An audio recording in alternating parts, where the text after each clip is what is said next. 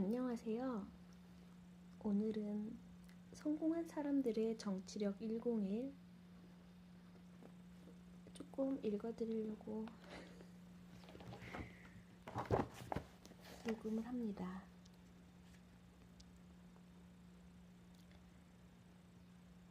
거의 마지막 부분인데요. 위협은 최후 수단이다. 정치에 능한 사람은 조직에서의 성공이 사회적 영향력의 문제임을 인식하고 있다.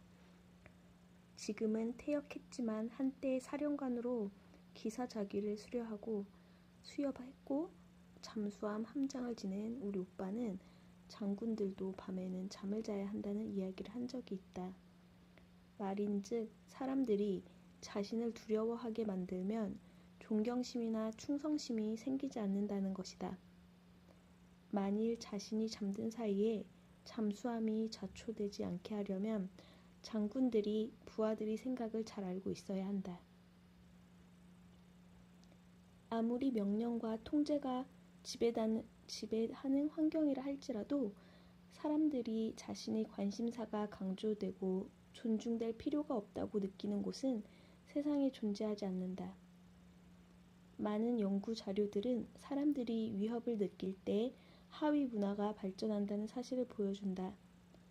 사람들끼리 억압을 공유하게 되고 집단이 뭉치면서 자신의 관심사에 신경을 쏟는 소속원들이 생겨나는 것이다.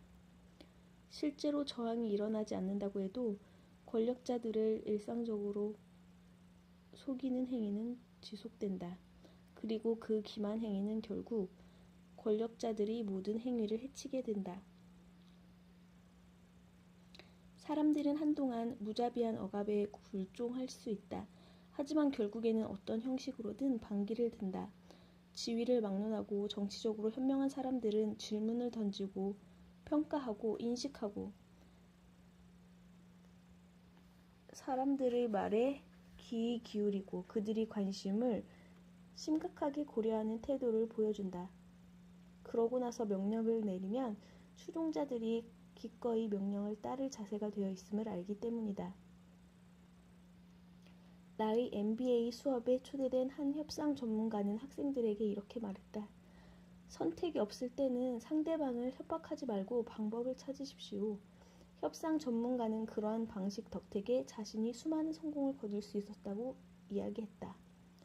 그녀는 사람들을 코너로 모는 것보다 저항하는 사람들에게 깨달음을 주는 질문을 던지는 편이 더 낫다고 조언했다.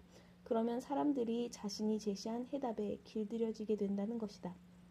그러므로 사람들을 위협하지 말고 질문을 던져라. 사람들을 자신의 관점에서 바라보게 할 수 있는지 살펴보고 자신 또한 그들의 관점에 귀를 기울여야 한다. 만일 우리가 합의에 도달하지 못하면 어떤 일이 일어날까요? 누가 이익을 보겠습니까? 와 같은 가정에 입각한 질문도 던져봐라. 아무도 없다는 것이 여러분이 상대방에게 기대하는 답변일 것이다. 또 다른 방법은 우리가 이 문제를 해결하지 못하면 우리에게 기대를 걸고 있는 사람들이 어떻게 반응할까요? 라고 묻는 것이다. 또한 우리가 해결책을 찾지 못하면 어떻게 하실 겁니까?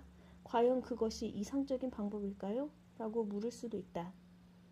강의에 초대된 협상 전문가는 이러한 질문들이 효과가 없다면 자신이 어떻게 하면 좋을지 상대방에게 설명해 달라고 요청할 것을 권유했다. 상대방을 물지 말고 힐책하는 것이 저항하는 사람들을 상대하는 그 협상가의 방식이었다. 그는 그런 사람들에게 접근하는 방법을 알게 되면 반드시 그들을 설득할 수 있다고 믿고 있었다. 위협을 주는 대신 앞으로 어떤 사태가 일어날 수 있는지에 대해 경고하십시오. 우리가 X라는 행동을 하지 않으면 모두가 Y라는 결과를 겪지 않으면 안 됩니다. 라고 말하는 것이 비난이나 위협을 가하는 것보다 낫습니다. 여기까지입니다. 안녕.